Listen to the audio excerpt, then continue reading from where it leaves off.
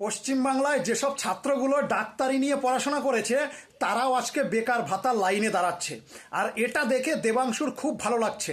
দেবাংশু কি বলছে, এখন ডাক্তারি পড়াশোনা করা ছাত্ররা দাঁড়িয়েছে, পরে যারা ইঞ্জিনিয়ারিং নিয়ে পড়াশোনা করেছে তারাও লাইনে দাঁড়াবে। এটাই তো পিসির সবচাইতে বড় সাফল্য। এই কথা বলছে দেবাংশু। ভাই লজ্জা করছে না?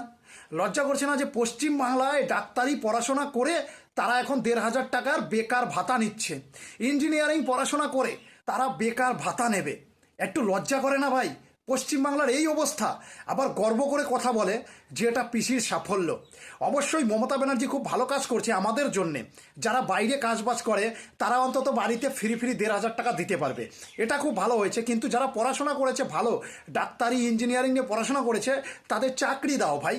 আমরা তো গেছি, আমাদের আর কিছু করার নেই, চাকরি বাকরি হবে না, বয়স শেষ। কিন্তু যাদের বয়স আছে তাদের চাকরি দাও ভাই। এইভাবে গর্ব করো না দেবাংশু ভাই।